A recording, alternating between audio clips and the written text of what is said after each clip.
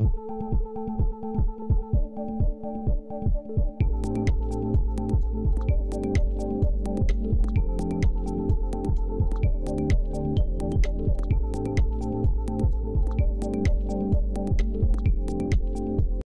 ini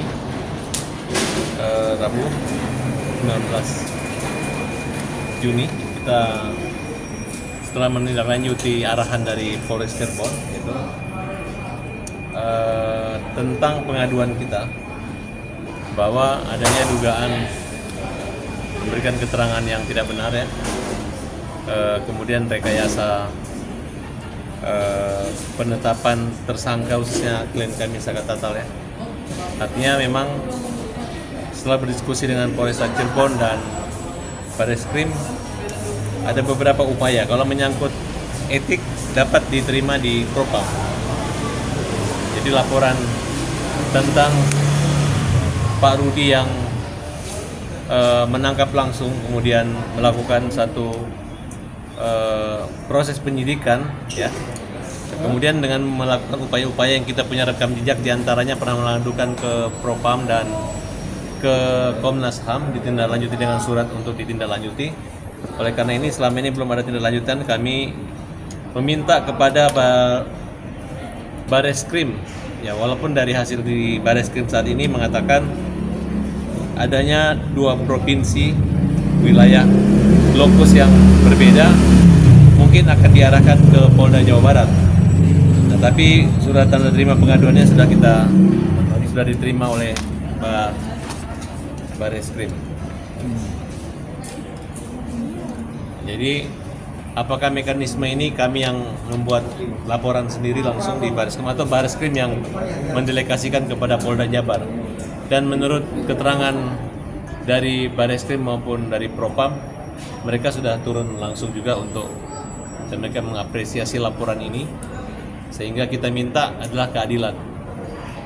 Polisi jangan terpaku pada putusan pengadilan yang sudah inkrah, karena banyak sekali kejanggalan-kejanggalan yang kita melakukan upaya. Hari ini saya juga sudah dikontak langsung oleh Lembaga Perlindungan Saksi dan Korban untuk melengkapi keperluan dan identitas maupun segala yang ada berkaitan dengan kronologis, bukti-bukti putusan untuk dikoordinasikan dengan Lembaga Perlindungan Saksi dan Korban. Nah, jadi kita meminta agar jangan sampai terjadi salah menghukum. Karena biar bagaimanapun Saka Tatal ini pada saat tahun 2016 lalu sudah melaporkan adanya kekerasan fisik maupun psikis yang dialami, sehingga pencabutan BAP itu yang mereka anggap tidak sinkron dengan fakta yang sebenarnya. Kemudian dari saudara Rudiana yang mana arahan-arahan BAP termasuk Liga Akbar itu mereka sudah mencabut kesaksian-kesaksian itu. Nah, kemudian dalam waktu dekat ini juga kita akan melakukan upaya peninjauan kembali. Nah, di mana salah satu yang kita butuhkan adalah adanya laporan-laporan terhadap orang-orang yang mencabut laporan itu. Sebaiknya pihak Bareskrim maupun Polda maupun Polresta untuk menindaklanjuti. Nah, kalau dianggap perintangan bagi kita, yang merintangin penyidikan adalah pihak-pihak penyidik yang tidak profesional membuktikan adanya CCTV, kemudian membaca visum maupun hasil otopsi. Nah, kemudian mereka membuat satu pernyataan-pernyataan dalam berita acara bahwa telah terjadi pembunuhan dengan luka tusukan dan akibat kematian samurai dan lain sebagainya. Ternyata dalam visum itu tidak ada luka atau tusukan.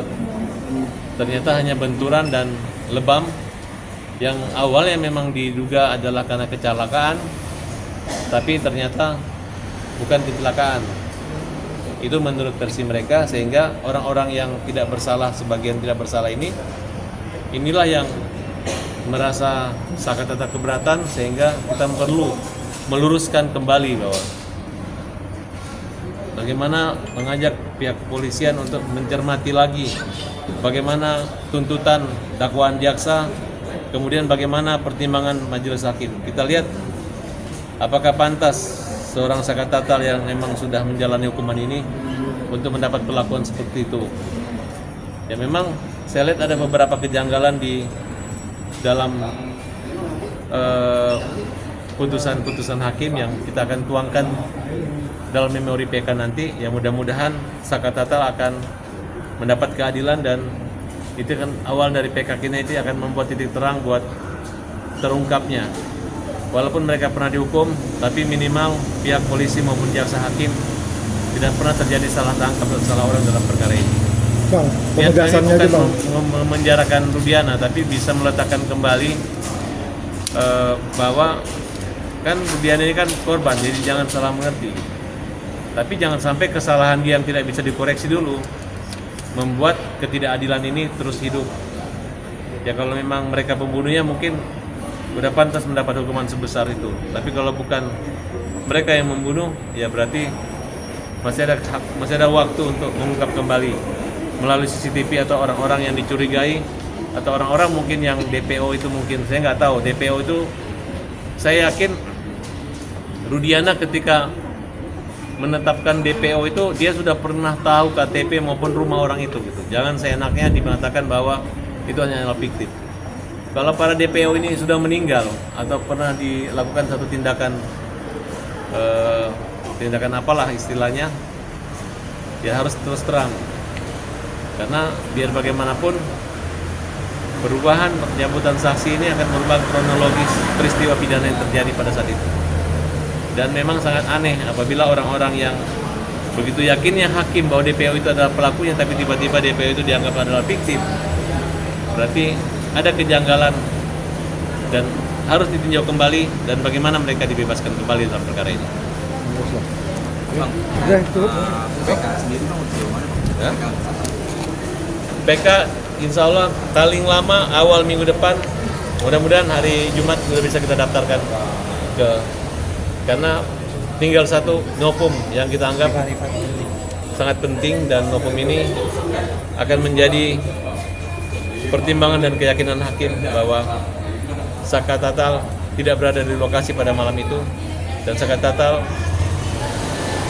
tidak ada kaitan dengan pembunuhan. Bang, mungkin kemarin dari rangkaian kemarin dengan yang di Polres Kota Cirebon, di bagian rangkaian kedua ini Bang Kabaris. Ya, semua kita buat laporan, tapi kan yang paling penting dalam keseriusan ini Pak Kapolri, khususnya di Kabar Eskrim ini. Memang arahannya mereka akan mengarahkan ke Polda Jawa Barat untuk, tapi menurut saya ini bukan menyangkut lagi lokus tempusnya, tapi ini menyangkut gengsi, komitmen, presisi. Jadi kalau ini kita dilempar-lempar ke Polres, ke Polda, ya nanti menurut saya ya ini persoalannya gampang kok.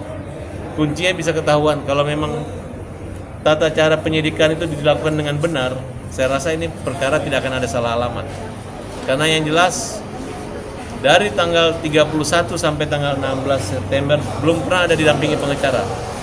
Walaupun pernah didampingi pengacara, bukan berarti pengacara pernah mendampingi mundur. Tapi mulai 16 lah mereka didampingi pengacara. Ada apa di situ? Nah, penyidikan ancaman di atas 5 tahun tanpa didampingi pengacara, baik pengacara itu keluarga, terdakwa atau tersangka, ataupun ditunjuk pro dia oleh polisi, penyidik, apabila misalnya tidak dilakukan pendampingan lawyer, menurut saya itu merupakan satu kejahatan hak asasi manusia juga. Karena KUHP melindungi hak asasi manusia dengan cara kewajiban pasal 56 KUHP untuk didampingi di setiap tingkat pemeriksaan. Apalagi dalam waktu 16 itu terjadi bonyok-bonyok, terlepas entah mereka berantem ataukah menurut pengakuan mereka dianiaya oleh oknum. Nah, tapi itulah akibat dampak tidak disiapkannya pengacara, dan ada beberapa jurisprudensi semua dibebaskan.